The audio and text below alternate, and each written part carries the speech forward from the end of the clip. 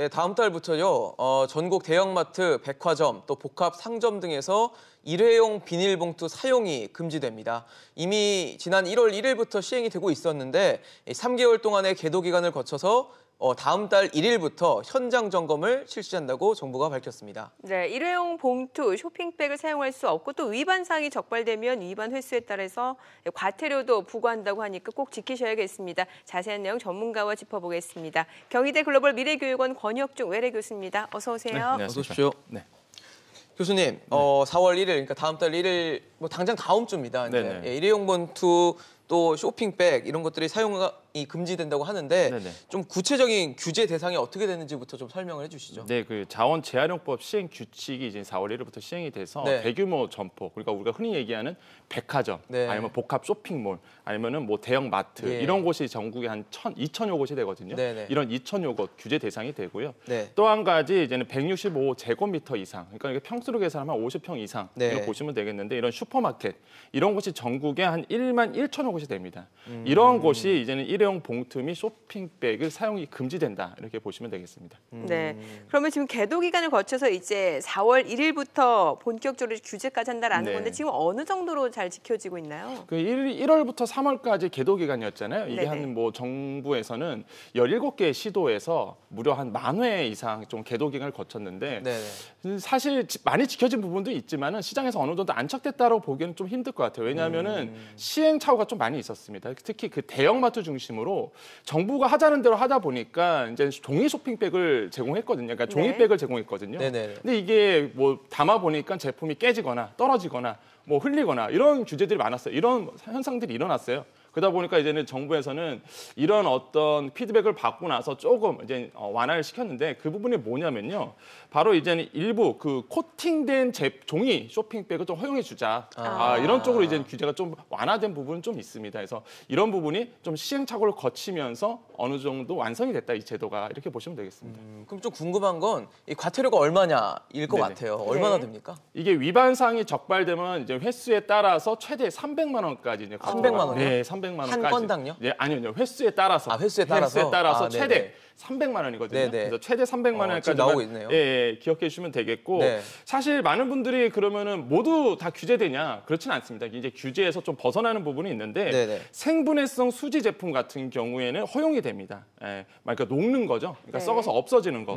그다음에 B5 규격. 그러니까 우리가 작은 아시잖아요. 약국에서 나눠준다든지 아니면 작은 규격에 있는 뭐 비닐 쇼핑백 허용이 되고요. 0.5리터 이하의 것 이런 것도 이제 허용이 됩니다. 그다음에 망사, 박스 및 자루 형태로 돼 있는 어떤 그 제작된 봉투나 쇼핑백도 허용이 되는데 많은 분들이 이제는 뭐 물건 사러 갈 때 귤 같은 거 오렌지 되면 망사에 담겨 있잖아요. 이런 건 허용이 됩니다. 그다음에 또 이불 장판 같은 경우에는 이제는 담아야 되잖아요. 그럴 때 보면 대형으로 담게 됩니다. 이게 뭐냐면 한 50리터 이상의 봉투 같은 것도 아무래도 허용이 됩니다. 그래서 뭐 완벽하게 다 뭐 규제가 된다 이런 건 아니고요. 이렇게 허용이 되는 부분도 어느 정도 있다 해서 규제 예외 대상도 우리가 또 소비자분께서 좀 알아주셔야 되겠다라고 생각을 해보겠습니다. 네. 그런데 그 마트에서 장을 보다 보면은 뭐 육가공유 제품도 있을 수 있고 생선 제품도 있을 수 있고 이런 제품은 어떻게 종이에 담을 수가 없잖아요. 이럴 때는 많이 좀 있는 건데. 우리가 그걸 속비닐이라고 얘기하잖아요. 그러니까 포장돼 있는 걸 다시 한번 뜯어서 이렇게 하는 속비닐인데 속비닐에 대한 그 허용 기준이 있어요. 이게 뭐냐면은 아까도 뭐 아나운서가 말씀하신 것처럼 육류라든지 생선이라든지 한 그 트레이에 이렇게 포장이 되어 있습니다. 이거를 다시 담는 거는 불법이에요. 안 돼요. 그런데 국물이 있거나, 그러니까 수분이 있어서 국물이 떨어지거나 아니면 이게 녹아서 없어지는 경우, 그러니까 막 흐르는 경우 이런 거는 속비닐에 해당이 됩니다. 이것은 허용해 줍니다. 정부에서. 그래서 이렇게 보시면 되겠고 아이스크림 같은 것도 허용이 됩니다. 그러니까 아이스크림은 이제는 공기 중에 나오면 녹잖아요. 녹는 제품 같은 경우에는 허용해 주겠다, 속비닐을.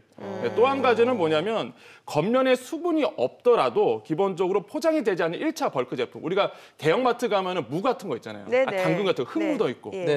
일용 벌크 제품 같은 게 있어요. 이렇게 따로따로 담아야 되는 거. 이런 걸 담기 위해서 사용하는 속비닐.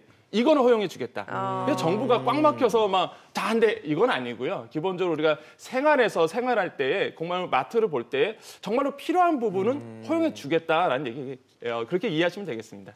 요즘 뭐 마트 가면은 또 뭐 골라담기라고 하는 맞습니다. 과자, 뭐 맥주 이런 것도 골라담기 하잖아요. 네네. 이럴 때 쓰는 봉투나 뭐 쇼핑백 사용도 아예 금지가 되는 건가요? 그렇지는 않습니다. 이제 우리가 이런 걸 벌크 제품이라 그러는데 네네. 뭐 아마 주부님들은 많이 아실 거예요. 아이들 이렇게 가다 보면 캔디 파는 데가 있거든요. 그럼 막 낱개로 나오잖아요. 네네. 이런 거를 담는 것. 그러니까 벌크 제품을 담는 것은 정부에서 허용해 줍니다.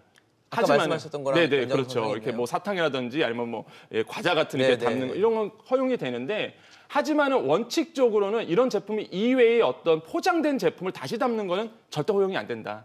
재포장은 안 된다라고 네, 그렇죠. 알려드리네요. 그래서 꼭 이해해 주면 돼요. 그래서 이거를 좀 차이를 아신다면은 아마 좀 생활하시는데 쇼핑하시는데 좀 도움이 될 것 같습니다. 네. 근데 명절 또 되면은 선물 세트 같은 것도 많이 하잖아요. 네네. 근데 이때도 뭐 비닐이나 뭐 쇼핑백, 포장 이런 것들도 안 되는 건가요? 그러니까 이게 그걸 이해하시면 돼요. 소비자법에 보면은요, 사실 그게 이제 포장이냐, 네네. 아니면 이게 담는 거냐, 이거가 좀 많이 달라져요. 무슨 얘기냐면. 그러니까요. 이게 만약에 그 포장하는 게 쇼핑백이라고 치면은 이게 상품의 가치에 녹여낼 수 있는 어떤 포장백이다. 이런 거는 그것도 자체로도 상품의 하나다라고 볼 수 그렇죠. 있는. 예를 들어서 뭐 명품 같은 거는 백 하나만 해도 막 상품의 가치를 느끼잖아요. 그렇죠. 이런 것도 이제 제도에서 어느 정도 변별력이 있는데 마찬가지입니다. 이번에도 그러니까 상품의 가치에 현저하게 가치를 주는 어떤 이렇게 포장의 개념이라면 허용해 줍니다. 와인 같은 경우가 대부분이에요. 와인 같은 그러니까 거. 와인 같은 경우는 담아줄 때 일회용 백에 담아주잖아요. 그렇죠. 근데 이게 와인병의 가치 상품에 녹여서 이제 포장의 개념으로 보거든요. 이런 거는 허용해 주는데 원칙적으로 이외의 어떤 그냥 담는 것, 비닐봉투나 쇼핑백이라도 기본적으로 종이 재질이 아닌 어떤 코팅된 이런 데는 불가능하다. 이렇게 좀 보시면 되겠습니다. 왜 그 쓰레기 종량제 봉투 구매해서 담아가는 경우 있잖아요. 네, 맞아요. 그거는 괜찮아요? 네, 그거는 이제는 뭐 결론부터 말씀드리면 괜찮습니다. 쓰레기 종량제 보통이 되는데 이게 왜냐하면 생분해성 수지로 만들어졌기 때문에 가능해요. 네네. 그런데 팩트가 뭐냐면 아직도 우리나라에서 이런 생분해성 수지로 만들지 않는 종량제 봉투도 꽤나 있습니다. 그래요? 네, 뭐 폴리스테롤로 만든 재질이 있는데 왜 그러냐면 사실 정부도 고민이 많았다고 해요. 왜 그러냐면 이게 시장에서는 이게 잘 먹히지가 않는 게 생분해성 수지 같은 경우에는 오래 보관을 못 합니다. 근데 이제는 팔아야 되거든요. 네. 그러면 재고로 쌓아둘 수밖에 없고요. 그 사이에 이제는 그게 녹거나 아니면은 썩거나 훼손될 수 있으니까요. 훼손되다 보니까 시장에서는 이게 생분해성 수지 종량제 봉투를 갖다 놓기가 굉장히 어려웠던 거죠. 그래서 이게 좀 지금 현재에서는 팩트가 섞어서 쓰고 있다라고 보시면 되겠는데 일단 허용이 됩니다. 허용이 되지만은 정부에서 이런 것들 좀 더 제도화 시켜야 될 필요성은 좀 느끼고 있거든요. 네네. 그래서 이런 생분해성 수지의 종량제 봉투가 더 확산되도록 아마 정부에서는 더 이끌 것 같다라는 생각을 해보겠습니다. 네, 뭐 이제 다음 달부터 환경부가 집중적인 단속에 나서겠다고 하는 네네. 건데 사실 뭐 그것뿐만이 아니라 비닐 사용을 줄여야 된다는 공감대는 있는 것 같아요, 전반적으로. 네네, 그래서 그렇죠. 환경을 위해서라도. 네네. 그러면 우리 생활에서 좀 주의할 부분은 뭐다라고 좀 간단하게 좀 설명을 해주시죠. 일단 해외 사례를 좀 볼 수가 있는데 아일랜드라든지 영국 같은 경우는 굉장히 규제가 강력합니다. 네. 영국 같은 경우에는 한 잔당 얼마냐면 15,000원이에요. 한 장이요? 네, 한 장에. 비싸네요. 그러니까 10파운드를 주거든요. 그러니까 일회용 비닐봉지 가격을 15,000원 책정하니까 이게 86%가 감소됐다는 겁니다. 무려 150개가 이제 감소된 거예요. 그러니까 그 정도로 이제 규제가 안 쓰게 되는 거죠.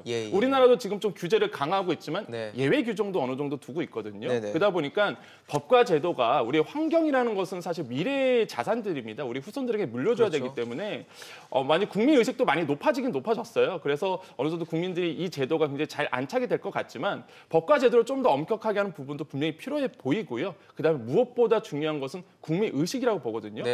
제 주위를 둘러봐도 이 제도는 좀 안착이 될 것 같다는 의견이 굉장히 지배적입니다. 왜냐하면은 우리 아이들에게 줄 거기 때문에 그래서 어느 정도 국민 의식도 높아졌고 규제도 이제 들어왔기 때문에 제가 보기에는 충분히 안착이 돼서 좋은 어떤 제도로서 안착이 될 것이다라는 생각을 좀 희망을 가져보겠습니다. 네. 다음 달 1일부터 이제 대형마트나 백화점 같은 곳에서 일회용 비닐봉투 사용이 금지가 되고 또 단속을 한다는 거잖아요. 네, 꼭 비닐봉투는 아니고요. 그 봉투나 아니면 쇼핑백, 봉투나 쇼핑백, 종이 재질이 아닌 그러니까 코팅된 쇼핑백도 안 됩니다. 그렇게 예외도 많고 그러다 보니까 좀 미리 좀 알아두시면 다음 달부터 좀 잘 사용할 수 있을 것으로 보입니다. 네, 지금까지 말씀 잘 들었습니다. 권혁준 교수였습니다. 네, 감사합니다.